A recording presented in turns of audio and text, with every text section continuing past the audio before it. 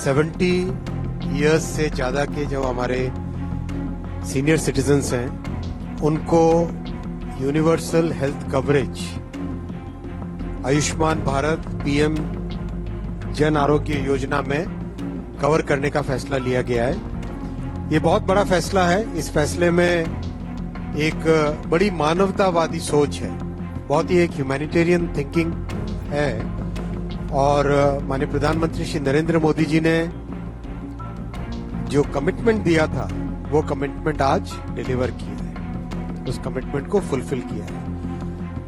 प्रधानमंत्री जी ने कहा था कि 70 वर्ष की आयु के ऊपर के हर बुजुर्ग को आयुष्मान योजना के दायरे में लाया जाएगा और 70 साल के ऊपर के हर बुजुर्ग, चाहे वो गरीब हो, चाहे मध्यम वर्ग के हो, चाहे उच्च मध्यम वर्ग के हो, ये नया दायरा होगा जिनको 5 लाख रुपए तक के मुफ्त इलाज की सुविधा मिलेगी। इस स्कीम में आज एक नया अध्याय जुड़ा है जो कि प्रधानमंत्री श्री नरेंद्र मोदी जी ने कमिट किया था, एक कमिटमेंट दिया था कि 70 से अधिक आयु के सभी सीनियर सिटीजन्स को कवरेज दी जाएगी।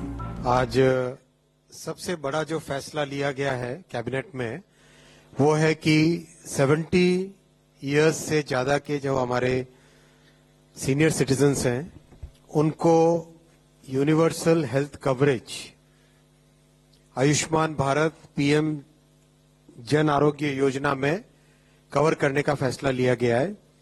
ये बहुत बड़ा फैसला है। इस फैसले में एक बड़ी मानवतावादी सोच है, बहुत ही एक ह्यूमैनिटेरियन थिंकिंग है और माननीय प्रधानमंत्री श्री नरेंद्र मोदी जी ने जो कमिटमेंट दिया था वो कमिटमेंट आज डिलीवर किया है, उस कमिटमेंट को फुलफिल किया है। प्रधानमंत्री जी ने कहा था कि 70 वर्ष की आयु के ऊपर के हर बुजुर्ग को आयुष्मान योजना के दायरे में लाया जाएगा और 70 साल के ऊपर के हर बुजुर्ग, चाहे वो गरीब हो, चाहे मध्यम वर्ग के हो, चाहे उच्च मध्यम वर्ग के हो, ये नया दायरा होगा जिनको 5 लाख रुपए तक के मुफ्त इलाज की सुविधा मिलेगी। आज ये स्कीम प्रधानमंत्री श्री नरेंद्र मोदी जी के नेतृत्व में कैबिनेट ने अप्रूव की और इससे देश में करीब 4.5 करोड़ फैमिलीज, जिसमें करीब 6 करोड़ सीनियर सिटीजन्स कवर होंगे, ये नए एडिशनल इसमें जुड़ेंगे। आप सब जानते हैं कि आयुष्मान भारत विश्व की सबसे बड़ी हेल्थ एश्योरेंस स्कीम है। इतनी विशाल स्कीम जिसमें करीब 12 करोड़ 30 लाख फैमिलीज कवर्ड हैं और देश भर में जहां पर भी आप जाके आयुष्मान के लाभार्थियों से अगर मिलेंगे तो वो कितना आशीर्वाद देते हैं वो सब आपने देखा होगा।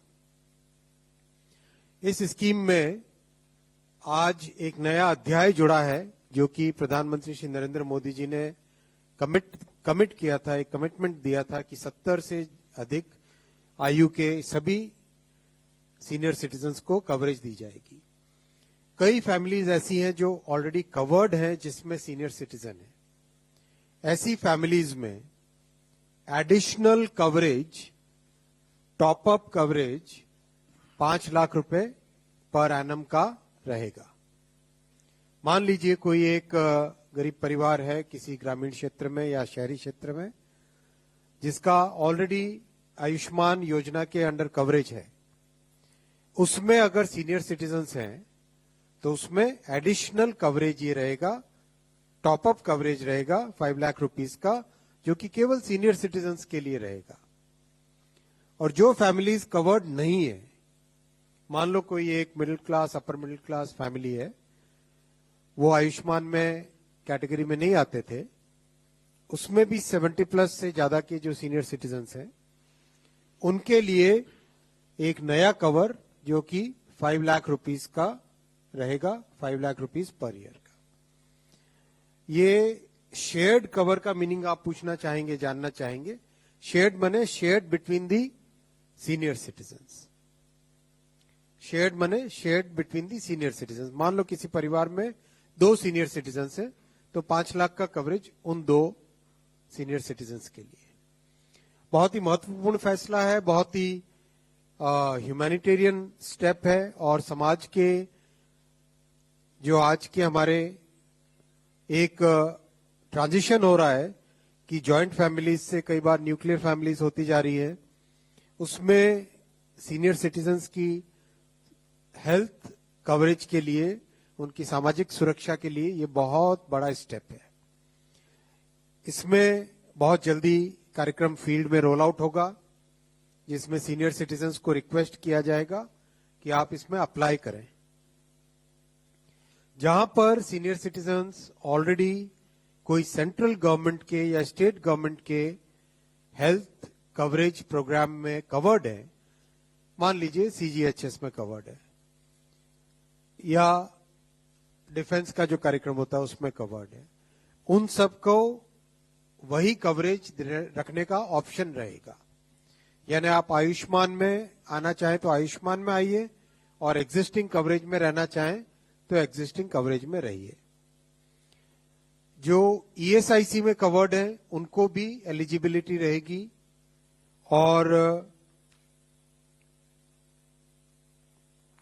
जो प्राइवेट हेल्थ इंश्योरेंस लिए हुए हैं उनकी भी एलिजिबिलिटी रहेगी आयुष्मान के इस कवरेज में एंटर होने की। बहुत ही एक बड़ा ये कार्यक्रम है और इसका इनिशियल आउटले 3,437 करोड़ रुपीस रखा गया है। ये डिमांड बेस्ड स्कीम है, जैसे डिमांड बढ़ती है तो इसमें डेफिनेटली कवरेज बढ़ा जाएगा। अब मैं बाकी के सभी आज के अप्रूवल्स पे आता हूं। आपने देखा ग्रीन पावर और इंफ्रास्ट्रक्चर के लिए प्रधानमंत्री श्री नरेंद्र मोदी जी की हिस्टोरिक थर्ड टर्म में कई फैसले लिए गए हैं। आज हाइड्रो पावर के लिए एक और बहुत बड़ा फैसला लिया गया है। हाइड्रो पावर हमारे देश में बड़ा पोटेंशियल है 133 गीगावाट का, यानी 1,33,000 मेगावाट का। इसमें जो प्रैक्टिकल डिफिकल्टीज आ रही हैं उसमें अभी हाल ही में आपको ध्यान होगा कि नॉर्थ ईस्टर्न स्टेट्स के लिए इक्विटी सपोर्ट का एक फैसला लिया गया था।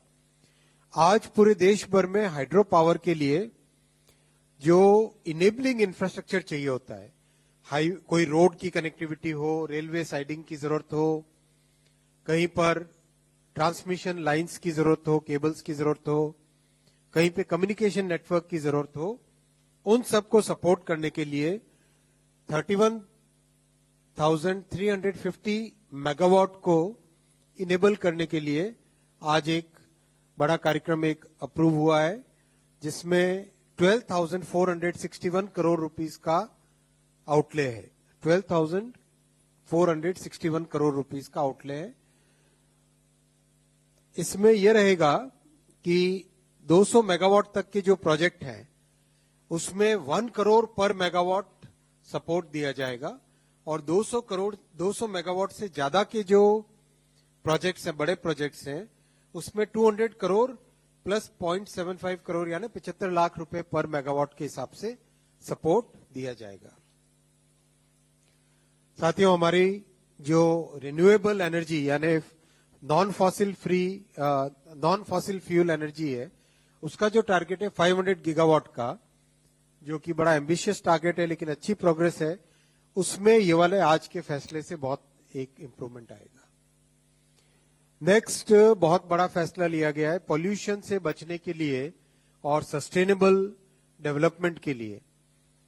PM E drive 10,900 crore rupees का ये प्रोग्राम है। आप सब जानते हैं कि फेम 1 और फेम 2 अच्छे सक्सेसफुल कार्यक्रम रहे थे। 16 लाख से ज्यादा 16 लाख से ज्यादा इलेक्ट्रिकल व्हीकल सपोर्ट हुए हैं फेम 1 और फेम 2 में। इन दोनों कार्यक्रमों से जो सीखने को मिला, जो अनुभव आया, उस अनुभव के आधार पर आज PM E drive scheme launch हुई है। इसमें 2 व्हीलर्स, 3 व्हीलर्स, ट्रक्स और एम्बुलेंसेज और ई बसेस को कवर किया जाएगा। इसमें एक बहुत इंपॉर्टेंट ध्यान रखा गया है कि एम्बुलेंस के केस में हाइब्रिड एम्बुलेंस को सपोर्ट करेंगे, बिकॉज एब्सोल्युटली 100% श्योरिटी चाहिए होती है एम्बुलेंस के मैटर्स में। ट्रक के मामले में जो अगर हम देखें व्हीकल्स में जो पॉल्यूशन होता है उसमें मैक्सिमम कंट्रीब्यूशन ट्रकिंग से होता है, इसीलिए इस बार ट्रक्स को भी इसमें लिया गया है ई ड्राइव प्रोग्राम में। और ट्रकिंग में कई अच्छी टेक्नोलॉजीज डेवलप हुई हैं, उनको इस कार्यक्रम में इंक्लूड किया गया है। और साथ ही साथ बहुत बड़ा फोकस किया गया है कि चार्जिंग इंफ्रास्ट्रक्चर को देश भर में डेवलप किया जाए। इसके लिए 88,500 साइट्स को सपोर्ट करने के लिए 100% सपोर्ट होगा, वो फैसिलिटी इसमें दी गई है। और साथियों, इसमें ये ध्यान रखना है कि ये जो सपोर्ट है ई ड्राइव का, this support is over and above the PLI component and the GST relief which is already available to the EV segment, EV sector. श्रेष्ठ भारत पर खबरों से जुड़े रहने के लिए चैनल को सब्सक्राइब और लाइक करें, बेल आइकन दबाएं और देखते रहें श्रेष्ठ भारत।